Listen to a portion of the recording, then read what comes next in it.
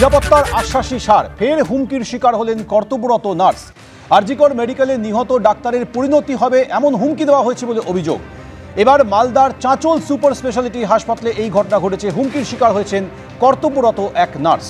প্রভাব খাটিয়ে চাকরি খেয়ে নেওয়ার হুমকির অভিযোগ উঠছে রোগীর আত্মীয়ের বিরুদ্ধে।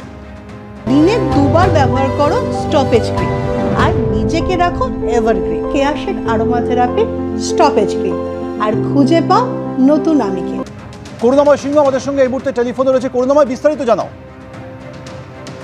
দেখো, মালদার হরিশ্চন্দ্রপুরে এক বাসিন্দা চাঁচল সুপার স্পেশালিটি হাসপাতাল, সেই হাসপাতালে রক্ত অল্পতা নিয়ে চিকিৎসাধীন অবস্থায় ছিলেন।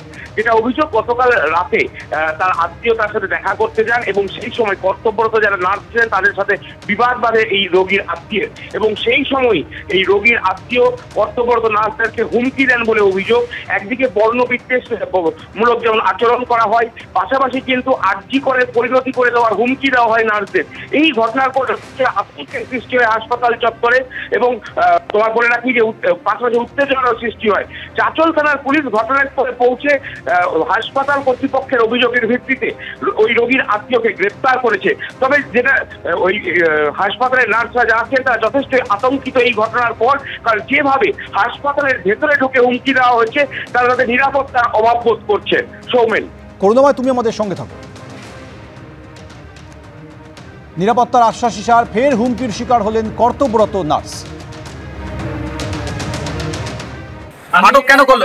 করলাম, প্রতিবাদ করলাম। আমার মামার উপর চড়াও হচ্ছিল, আমি প্রতিবাদ করা থেকে আমাকে কারা চড়াও হচ্ছিল আপনার মামার উপর? এখানকার সব স্টাফ, সুপারের স্টাফ। আচ্ছা, সিস্টার অবশ্যই আপনি নাকি নার্সকে হুমকি দিয়েছেন আপনার পেশেন্ট পার্টি? হতে পারে না, আরজি করার ঘটনা ঘটে যাবে এই ধরনের হুমকি দেওয়া হয়েছে। এটা তাহলে পুলিশ কেন আপনাকে তুললো? পুলিশ আপনাকে কেন আটক করলো? এটা বলতে পারছি না কেন আমাকে আটক করলো। আমি মামার থেকে আমাকে আরজি করার ঘটনা নিয়ে কলেজের ছাত্রীরা মিলে কলেজের গেটের বাইরে প্রতিবাদ জানিয়েছি। সেটা স্যার, বিভিন্ন স্যারই দেখেছেন। এবং অপরশু দিন আমরা কলেজের গেটে স্যারদের পারমিশন নিয়ে গেটের বাইরে স্ট্রিট পেন্টিং করেছি। সেখানে আমরা বিভিন্ন ধরনের কর্মসূচি করছি এবং সেই কর্মসূচি আমাদের চলতে চলতে বিভিন্ন ধরনের থ্রেট এসেছে।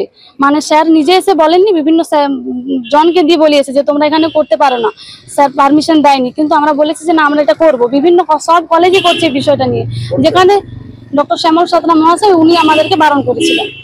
যেখানে গোটা পৃথিবী আজ উত্তাল, যেখানে জুনিয়র ডক্টররা যেখানে এরকম প্রতিবাদ করছে, সেখানে আমরা ছাত্রীরা হয়ে কি করে চুপ থাকতে পারি? একটা মেয়ের পাশে একটা মেয়ে হয়ে যদি না দাঁড়ায়, আজকে কে দাঁড়াবে? সেই দিক থেকে আমরা সেখানে করেছি এবং এখানে করার ফলে আমাদেরকে আজকে আমরা দুদিন আগে কাজটা করেছি। আজকে উনি ডক্টর শ্যামল সাঁতরা মহাশয় উনি আমাদেরকে কলেজের ক্লাস থেকে বের করে দিয়েছেন। আমরা যখন জিজ্ঞেস করি যে স্যার কি অপরাধে আমাদেরকে ক্লাস থেকে বের করা হচ্ছে, উনি বলছেন তোমাদের কোনো কথা শুনবে না, তোমরা বাইরে আন্দোলন করেছো, বেরিয়ে যাও ক্লাস থেকে।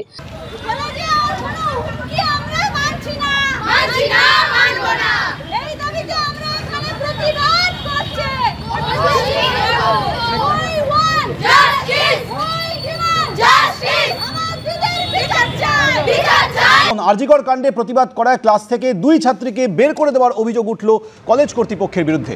বাঁকুড়ার শারদামণি মহিলা কলেজে ক্লাস থেকে বের করে দেওয়া হয় 2 ছাত্রীকে। শারদামণি মহিলা কলেজের অধ্যাপক তৃণমূল নেতা শ্যামল সাঁতরার বিরুদ্ধে এই অভিযোগ উঠছে। যদিও শ্যামল সাঁতরার দাবি আবার উল্টো। কি বলছেন শুনুন। প্রতিবাদ তো আমিও করছি, আরজিকর কাণ্ডের প্রতিবাদ সারা পৃথিবী জুড়ে মানুষ করছে, কিন্তু ক্লাসের ভেতরে গিয়ে টাকা আদায় করা এবং ছাত্রীদেরকে চাপ দেওয়া, এটা কিন্তু আমি মেনে নিতে পারিনি।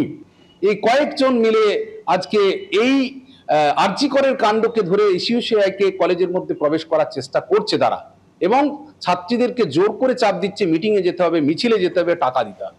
এর প্রতিবাদে তাদেরকে বলেছি তোমাদের নামে অভিযোগ আছে, তোমরা এখন বাইরে যাও, নিজেরা ঠিক হও, পরবর্তীকালে ক্লাসে আসবে।